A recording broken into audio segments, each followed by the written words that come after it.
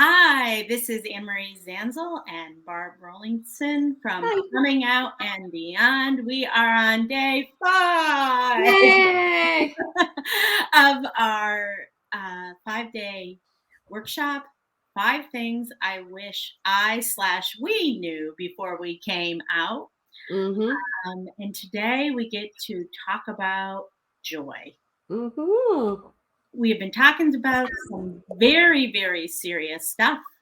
If you haven't seen the last 4 days, it is on my YouTube channel. You can go and watch it there. It's also posted in the secret group that I have.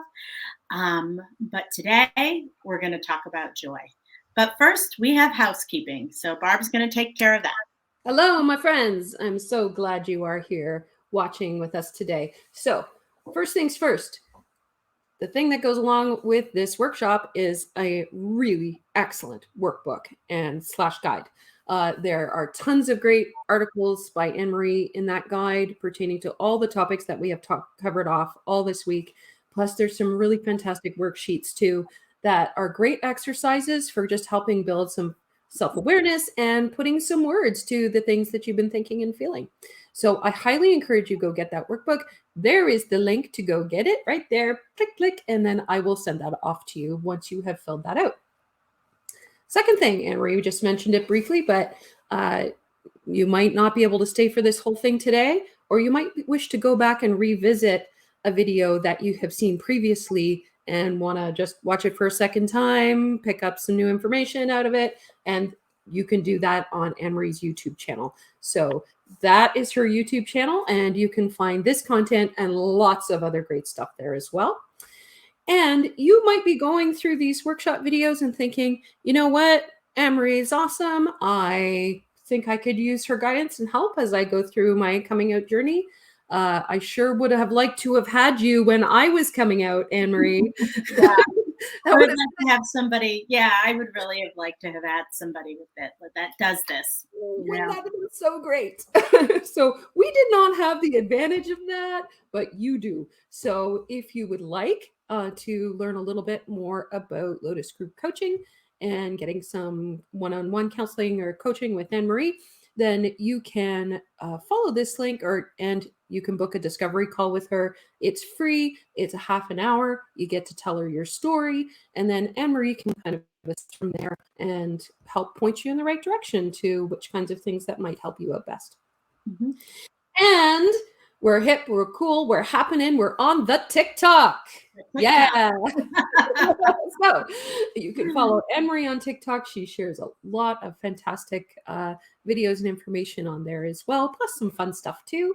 And I have fun stuff too. So, and I often do things with Anne-Marie on TikTok. So please, if you like TikTok like I do, then and you like to scroll, please just give us a follow, and you'll see some content there. And I'm going to go ahead and put the workbook link back up here and leave it there for the remainder of the video so that you can go click on that anytime and fetch that. All right. Joy. Hello. So there is, when I send out my emails on the below my signature line, I have written, it's a line from Mary Oliver's poem, Summer Day or Wild Geese. Oh, I can't remember which. And I love Mary Oliver. Mary Oliver was a lesbian poet that lived in Provincetown, Massachusetts. If you've never read her stuff is amazing. Mm-hmm. And the line underneath says, "What will you do with your one wild and precious life?" And we do have one wild and precious life that we know of. We may have more than that if you believe in reincarnation, but let's assume we just have one in wild and precious life. So when I was married to my ex-husband, I had a really good life. I had, 4 kids. I had everything you're supposed to have to make yourself happy. Yep. I think you did too. Everything you're supposed to make yourself happy. The problem was that I really struggled with feeling unhappy a lot of the times. Yep. And I felt like something was missing, and I just couldn't put my finger on it. I didn't like, there's something missing. I don't know what it is. And I couldn't put my finger on it.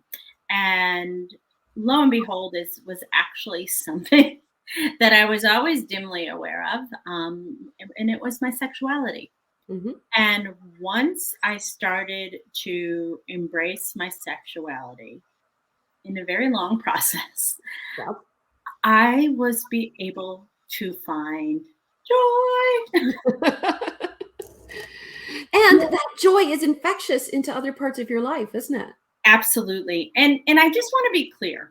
It's not that I never felt joy before. I mean, I did. I mean, I have Sure. 4 kids. Every day they're born is like seared in my memory. You know, all the Mhm. things that I did as a mom are seared in my memory with a lot of my kids. I've got 4, so a lot of stuff happened. Yeah. My ex-husband and I had some good times together and fun together. Mhm. So I have had, a lot of joy in my life, but this is different. Yes.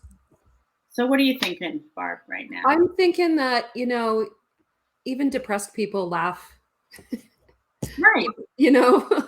So you can have had all of those things that you're supposed to have, and maybe there were moments of joy, but if you were like Anne Marie, or if you're like myself, and you have found yourself just not like I was always searching.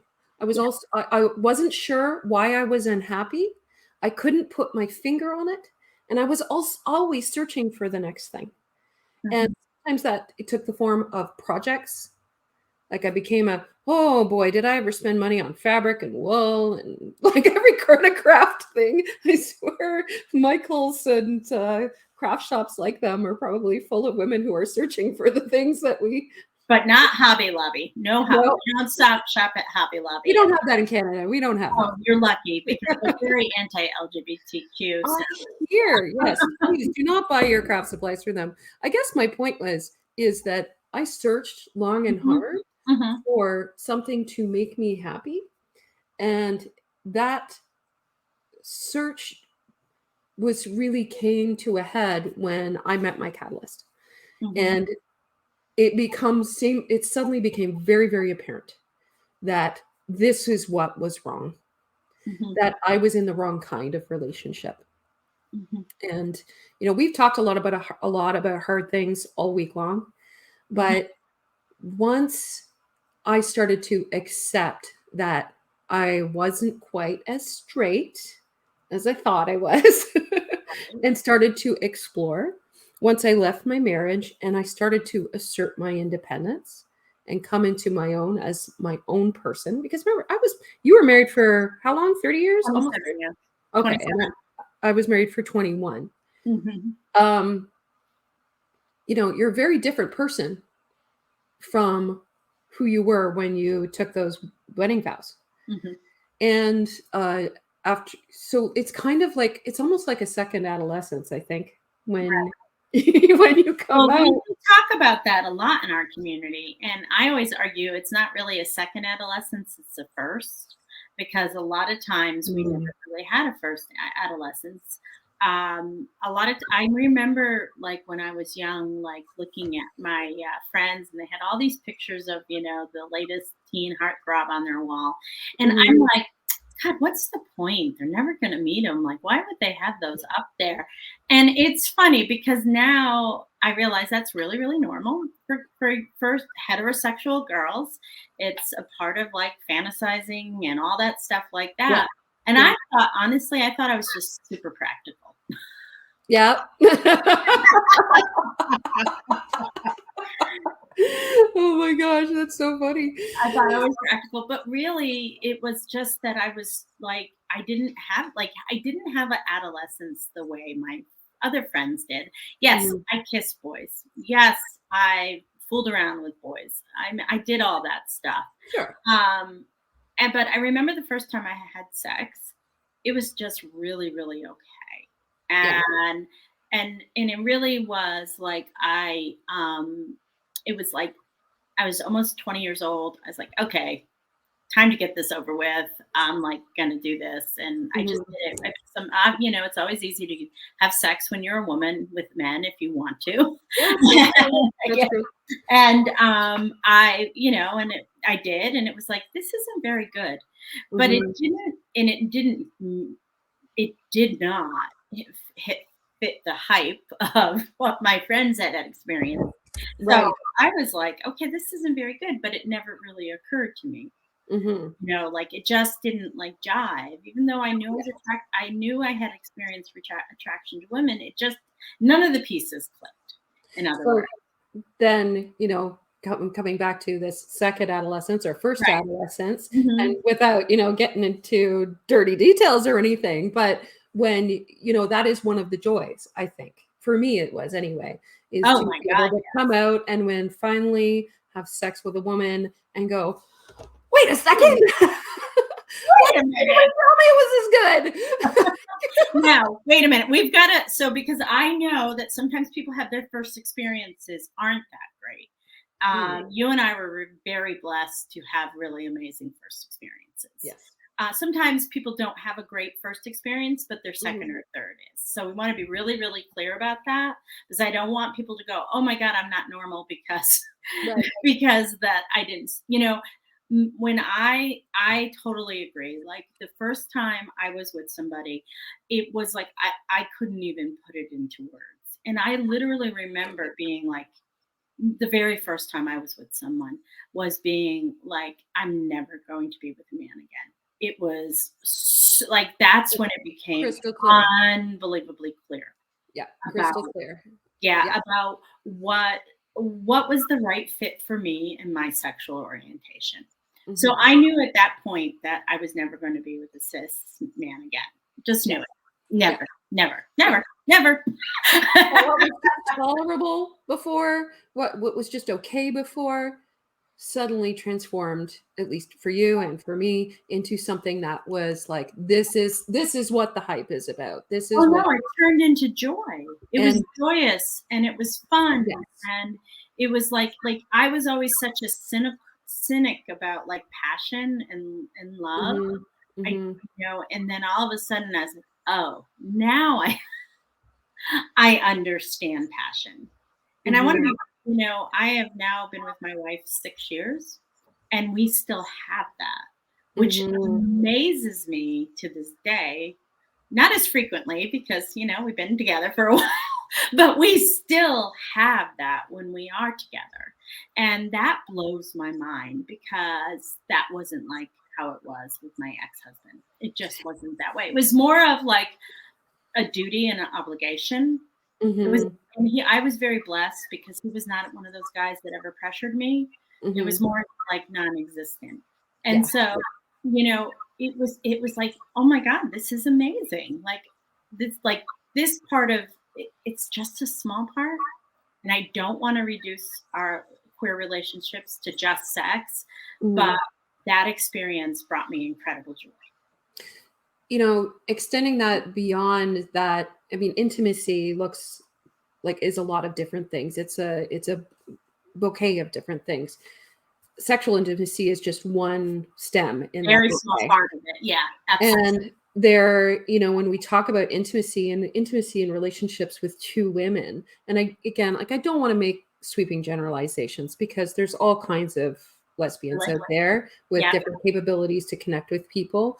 In my experience, and maybe you've experienced this too, but the dynamic of the relationship is different. And I think that comes from having two women together, two women who have are more fluent in talking about things like thoughts and feelings.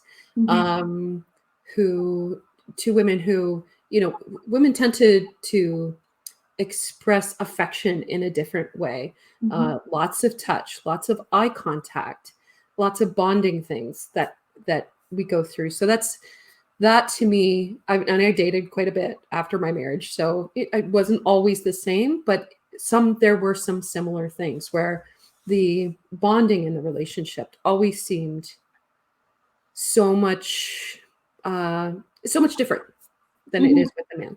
Mhm. I don't know. What do you Mhm. think? Is that? I would say that yes, and it was so interesting when you were talking about that because I was thinking about how I felt seen. The Yes. very first time I felt seen as a woman, and I wrote a really good piece. I love this piece that I wrote a couple years ago. So I was 52 when I came out. I was fading in the world of heteronormativity. Like, they talk Mm, about any woman over 50 knows what it's like to be invisible in the heteronormative world. And it was really interesting to me because when I came out and when I this is when I had met my wife by that point, and I met my wife, it was like she saw me, yeah. and all of a sudden I write like that I came alive again in full Technicolor, but Hmm. she didn't only see me; other women in the lesbian community saw me, Hmm. and although I was older, I was not dismissed. And I find that in straight communities that can happen sometimes for women over a certain age.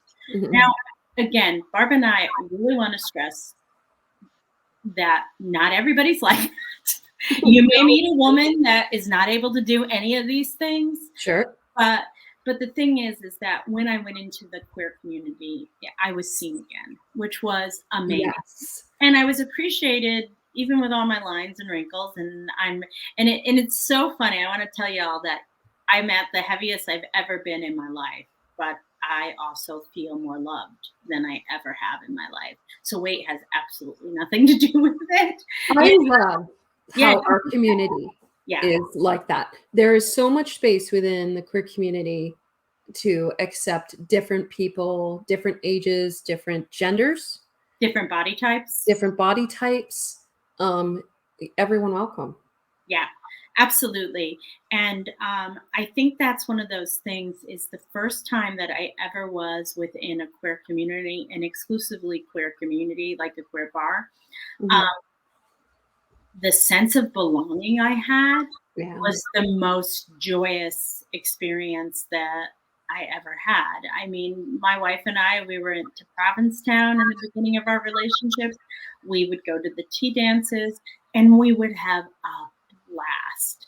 And I've always been a dancer. I've always loved to dance, but doing those things brought such joy to me. Mhm. And it was like being with your people. Like if you've Yeah. gone to Prague, if you've gone to some sort of meetup, if you've gone and volunteered for a queer organization, being with your people brings you incredible joy. It most certainly does. It's wonderful to be in that psychologically safe space where you can move your body and raise your voice in joy without feeling like you're being scrutinized. Absolutely, absolutely. Yeah. Um, so another thing that brought me joy was that my ex and I had this narrative of that I wasn't very good with money. Right. And it actually ended up keeping me in my marriage for a long time because I was afraid that I wasn't going to be able to support myself. Well, guess what? I am very capable of supporting myself. Yeah. And it has given me a sense of freedom and a sense um, of being able to do whatever I want Mm, when I want. I mean, I do have a wife, so we do have to discuss things now and then. sure. But but it's that like being like realizing that I'm an entrepreneur, after 50 and creating my own company after 50 and doing it successfully. Like Mhm. I never would have done that if I stayed married. I remember Oh. being so restless. I was a hospice chaplain. I was so restless at the end of that, being like, Mhm. I feel so small here. I've got Yeah. I feel small. Yeah. And then when I came out, this was an unintended consequence. I never, ever thought about this. I thought I was going to keep working in that field. Mhm. But I realized that I'm really capable of things that I never thought I was capable of. Oh, for sure. I had a friend while I was still married to my ex-husband who very early on in our friendship, she said, it's like you're keeping your light under a bushel. Mm. And I didn't quite understand what she meant at that time, but when I came out, I realized that this was my opportunity and my time to shine. And, Mhm. when we are brave in one area of our life, Mhm. it transfers into other areas of your life. So, you were brave enough to come out and to pursue your authentic sexuality, and doing something big and scary gave you courage and confidence to be able to do something like go and start your own business, and look Mhm. how good you are at that. Ah. My version of that was, I didn't learn to drive until I was Mhm. 46 years old. I Mhm. came out at 45. Mhm. So my entire marriage, I was fully dependent on my husband for doing anything. And I had always sort of perpetual. I mean, I was genuinely scared to do it, for sure. And that being in that situation really caused me to hang on to that fear, like, Mhm. for 2 decades. Mhm. And when I finally had the courage to step out and to do things on my own, I realized that, like, the next natural evolution of this courageousness would be to tackle my fear of driving. And I did that. And today I love to drive. And in fact, even when I'm driving to the grocery store, I have a big old smile on my face You don't because have to depend on anybody. I'm not dependent on anyone to do it. I can do it myself. Yes. Having, it's so interesting. Um, when we finally have that autonomy, the freedom. Now, I know you had freedom in some other areas in while you were married to sort of do things that you wanted, but um, being able to be the number one person and the only person to have to refer to make a big decision, Mhm. that's a very powerful feeling. Mhm. Even for something as uh, I don't want to say trivial, but when I mentioned to you before the video started recording, after I came out and I left and I finally got my own place, I painted all the walls pink. I Mhm. put in a big tin ceiling, silver tin ceiling, and put a chandelier in every room. That would not have happened when I was married. And it seems kind of like just a surface thing, a decor thing, but when you can actually have the autonomy and to create your own space, whatever that may look like. For me, it looked like living inside of a jewelry box, but for you, it might be different. But to Mhm. have that ability to be able to make those decisions and to be the only decision maker and have nobody tell you no feels pretty good. It does feel pretty good. And also, too, I wanted to mention something. You started to talk about it briefly. Is that hold on? We're going to have to edit this.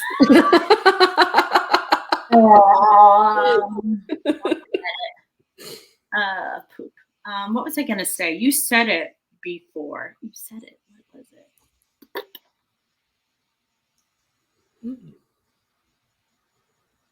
Hmm, I lost it. It'll come back, but I lost Okay. it.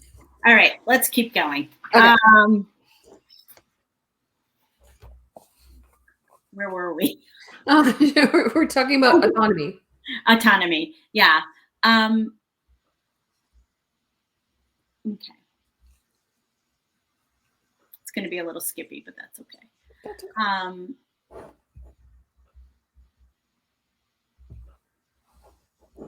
and the years after I came out too, is that I realized that coming out was literally the scariest thing I've ever done. But it Mhm. was also more about getting divorced. So those two things went hand in hand. Mhm. And what you said this before, but what it made me realize is that I can do anything. Once I did the thing that scared me the most, which really was getting divorced. Once I did what scared me the most, I realized that I I'm fearless. Yeah. I've learned not to care what other people think, because I believe as a queer person living in this world, you have to really not care Mhm. about what other people think. For sure. I have learned that I am capable of trying things. Since I have gotten divorced from my ex-husband, I have flipped a house and I have totally redone 2 houses. So that's not even part of what I do here. I have I have navigated a relationship with my wife and figured all about how to live as a queer woman in the South of the United States, which is Mhm. really an interesting experience. I'll have to say it has changed some of the dynamics of my family, but there's a lot of things that are much better, about much more real and much more honest. And so, like, this, it coming out along with the joy also gave me a sense of fearlessness. It really has. I'm like, Yeah. well, and if I don't want to do something, I'm very good also too with boundaries too. Mhm. I'm like, I don't think this is a good fit for me. I don't do Yeah. it, you know? I Oh, know for sure. it's like, I feel like I so agree with you, Barb, because I think in my last blog post, I wrote about like, I felt like my light was being hidden. Yeah. And since I've come out, like my light is just starting to shine, Mhm. because I'm not going to hide it anymore for the comfort of other people. That's right. That sense of security within yourself, Hmm.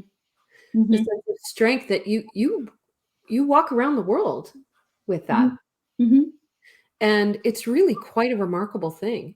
We were joking earlier about how, as women in our 50s, like we just We're sort of we invisible. yeah, we're kind of invisible, but we also stop along with that invisibility, I think comes like there's a sense of relief too.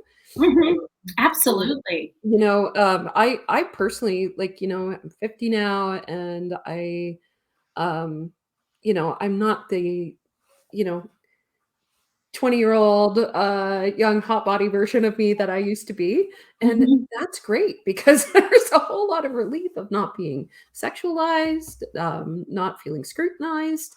And along with that comes a sense of like, I don't have to please anybody. I'm not here to please you. I'm not here to please anybody. I'm And here to please myself and exactly. to some extent our partners. you Well, know, for sure. yeah, For I sure. mean, both Barb and I are partnered. She's engaged, I'm married. So some of those things, I mean, obviously big decisions in my financial life with my wife, I have to, like, I can't sell the house without talking Sure. to her Sure. about that or anything like that. But it's like, for me, the joy is in creating the kind of life that I always felt like I was Yes. missing. Yes. And I am so I am I'm the mistress of my domain. You Exactly. I can do what I want. I mean, I don't have to go and negotiate with somebody anymore. Like, like flipping the houses, for example. I never would have been able to do what I did on my own with my Mhm. husband because he would have, honestly, I'll be really honest. He had, like, with big expenses and stuff like that, he sort of had the final word. And Mm. if, and little expenses and stuff like that, absolutely not. But like if we were going to do something major, it really Mhm. was what he wanted and it wasn't Yeah. what I wanted. And so, for example, I always wanted to live in somewhere warm. I was from New England and I wanted to live somewhere warm. He would have never moved in 1,000,000,000,000,000,000,000 years. Right, right, exactly. And so now I've moved somewhere where it's warm. And I'll never forget in the like when in my period of, deciding whether to get divorced or not. We went on a trip and I remember because I had been waiting our whole lives, we had raised kids and we were going to travel and everything like that. And we were like traveling, we went somewhere and he goes, I really don't like to travel very much. And I'm like, I looked at him and this was before I was in the process of coming out. And I'm thinking, Yeah. then why am I What here? am I doing here? I want to travel. I want to go see the world. And since then, I travel all the time.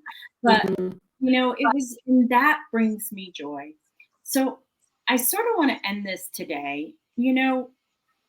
when my wife has been out for, oh God, a long time. She came out when she was 20, and she's really navigated this community. And when we first met and were first dating, I was really struggling. And if you've watched yesterday's show about grief, she was with me during that grieving period, and she kept saying to me, "You've got to move towards your joy." Yes. And so, for those of us who are in this group right now or who are watching this, and you're not happy, and you're debating whether to leave your marriage because you're not straight, or you're debating whether to come out to your family and friends because you're not straight, you may not be married. My question is to you, what will bring you joy? Mm-hmm. Is where you are right now bringing you joy? Then maybe you should stay there. But if it is not bringing you joy, don't stay in places that dim your light. No. Joy is, in my opinion, your responsibility. Yes. It is a precious, precious thing that is yours to own, yours to keep. It is yours to protect. Mm-hmm. Mm-hmm. People will try to steal your joy. Absolutely. Guard your joy with the ferocity and with the sense of like, I cannot lose this. Is that it's one of the most precious things that you will ever have. It is yours to protect, it is yours to guard, it is yours to cultivate. And if you don't do those things, you will lose it. Mm-hmm. So we're really glad that you have joined us this week. Tomorrow, we're going to do a nice little bonus session about getting through the holidays. So if you're struggling getting through the holidays, or maybe one of your friends is, please alert them that we're going to be doing a bonus session of getting through the holidays. It is on Saturday at 1 p.m. Central Time, and please watch it. And so I'm going to end this with what I end every one of my emails. What are you going to do with your one wild and precious life? Go towards your joy. Yes. Bye, y'all.